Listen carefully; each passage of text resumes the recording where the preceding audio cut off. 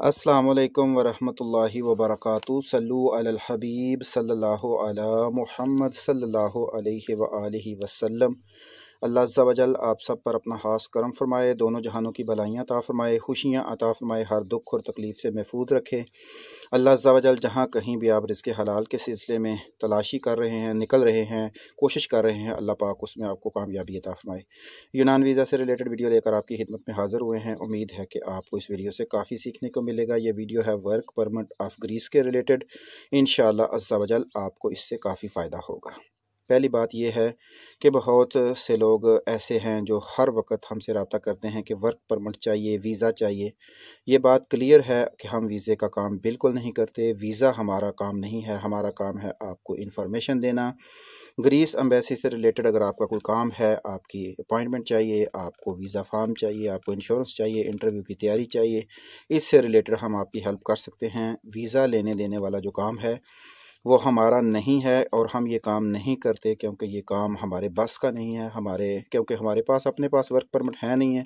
जब एक चीज़ आपके पास नहीं है तो जब आप वो चीज़ किसी से लेके देते हैं तो उसमें बहुत सी मिस्टेक्स हो जाती हैं, उसमें बहुत सी प्रॉब्लम्स होती हैं। लेकिन ये बात आपको क्लियर कर दूं कि जैसे ही आप लोग वर्क परमिट का रब्ता करते हैं और आप लोग को कहा जाता है कि अगर आपका वीज़ा नहीं लगता तो आपका नुकसान होगा, तो आप लोगों को आता है गुस्सा हम पे। हालांकि हमारा तो कारोबार ही नहीं है, हमने ना वीज़ा देना है, हम वीज़े का काम करते हैं। तो आपका दिल करता है कि इस बंदे को जल्दी जल्दी हम मार ही दें क्योंकि ये कैसी बातें कर रहा है। तो बात को गौर से समझें और सुने। यूनान वर्क वीज़ा आप हासिल करना चाहते हैं, इसके दो तरीके हैं। डन बेस पे एजेंट से बात करें, वो जितने भी आपसे ले, 35 ले, 40 ले, 45 ले, आपका ज़ाती फेल है।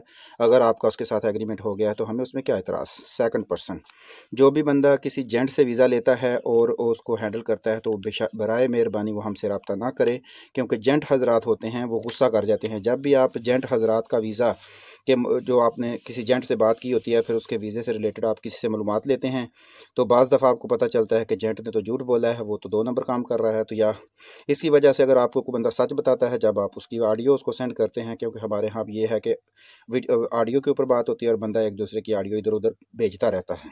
जब आप उसे ऑडियो भेजते हैं, एजेंट सुनता है तो वो गालियाँ भी निकालता है उस बंदे को भी और सबको कि ये हमारा काम ख़राब कर रहा है।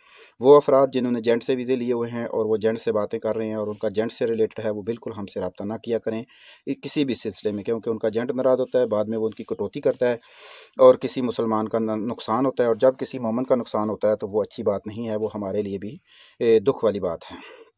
दूसरी बात यह है कि जब आप वर्क परमिट किसी से ख़रीदते हैं तो आपने उसके साथ क्या मुआहदा किया, ये आपका और उसका मामला है। बाज़ लोग कहते हैं कि नुकसान कैसे होगा। भाई, जिस बंदे ने आपको मिसाल के तौर पर 1000 यूरो का वर्क परमिट दिया, क्या वैसे तो इस वक्त वर्क परमिट के रेट बहुत ज़्यादा हैं, मिसाल दे रहे हैं कि एक बंदे ने आपको वर्क परमिट दिया 1000 यूरो का।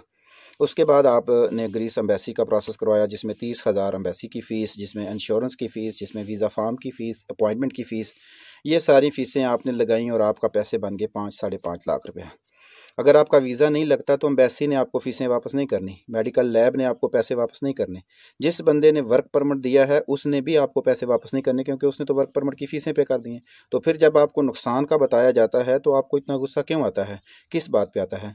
तो इसलिए ये क्लियर बात कर लें, वीज़े के सिलसिले में आप हमसे रब्ता नहीं करेंगे किसी भी किस्म के वर्क परमिट के सिलसिले में, क्योंकि हमारा काम ही नहीं है वर्क परमिट देना।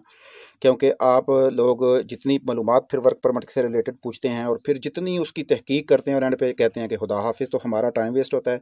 और एक चीज़ जिसका हम बेच ही नहीं रहे बाज़ार में, हमारी एक दुकान ही नहीं है किसी चीज़ की, तो उसके बारे में हम घंटों घंटों बहस करके अपना वक्त पास ज़ाया करें, आपका वक्त ज़ाया करें, तो ये दोनों तरफ ज़्यादती होगी। इसलिए ग्रीस वर्क परमिट के रिलेटेड आप हमसे रब्ता ना करें। पहली बात, वो अफराद जिन्होंने एजेंट्सों से वीज़े लिए हुए हैं वो भी हमसे रब्ता ना करें।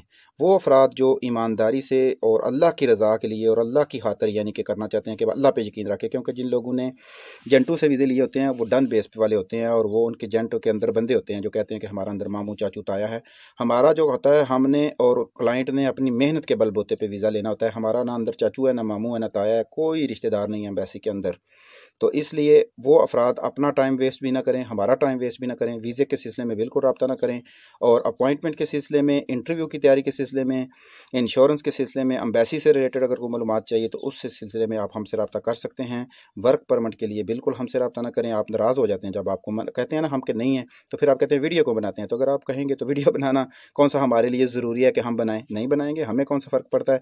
यूट्यूब पे वीडियो नहीं हमारी आएगी तो हमारी ज़िंदगी इससे और ज़्यादा बेहतर चलेगी, क्योंकि हमारी ज़िंदगी से प्रेशर कम हो जाएगा आप लोगों के मैसेजेस का। जब किसी का बंदे मैसेज का जवाब नहीं देता, उसकी गालियों का, उसकी परेशानियों का, उसके दुख का, तो इसलिए ये चीज़ें क्लियर हो गई कि आप वो बंदे जिन्होंने किसी एजेंट से वीज़ा लिया है वो भी हमसे रब्ता नहीं करेंगे। वो बंदे जिन्होंने वर्क परमिट हासिल करना है वो भी हमसे रब्ता नहीं करेंगे। हमसे सिर्फ वही बंदे रब्ता करेंगे जो ज़रूरतमंद हैं, जो बेचारे सीधे साधे हैं। सीधे साधे से मुराद है कि वो बंदे जो अपना काम अल्लाह की खातर करना चाहते हैं कि यार अल्लाह करे मेरा वीज़ा लग जाए, मेरे पास 20 लाख 25 लाख 10 लाख 15 लाख देने के लिए एजेंट को पैसे नहीं है, अल्लाह करे मेरा वीज़ा 10-15 हज़ार में, 20 हज़ार में, लाख 2 लाख में लग जाए। वो अफराद रब्ता करें। जो करोड़ों वाले हैं, जो बड़े बड़ी बातें छोड़ने वाले हैं, वो अपने एजेंटों से रब्ता करें और उन्हों से ही बातें करें। बाकी एक बात आपको समझा दूं, मेरे पास आज भी 2-3 केस आए जिन्होंने बताया कि उनकी जनवरी की अपॉइंटमेंट हो चुकी हैं और उन्होंने मुझे अपॉइंटमेंट सेंड भी की। इतना लंबा चौड़ा फ्रॉड लोग करते हैं कि अभी तो जनवरी की अपॉइंटमेंट ओपन ही नहीं हुई तो उनका तक कैसे पहुंच गई। इसके अलावा वर्क परमिट के सिलसिले में बहुत ज़्यादा फ्रॉड हो रहा है। वर्क परमिट में 2 नंबरी इसमें एडिटिंग करके, नाम चेंज करके ये भी हो रहा है। जब आप एम्बेसी जाते हैं तो एम्बेसी कहती है कि भाई आपके तो कागज़ ही नहीं आए हुए, आपका तो यहाँ वर्क परमिट ही नहीं आया हुआ।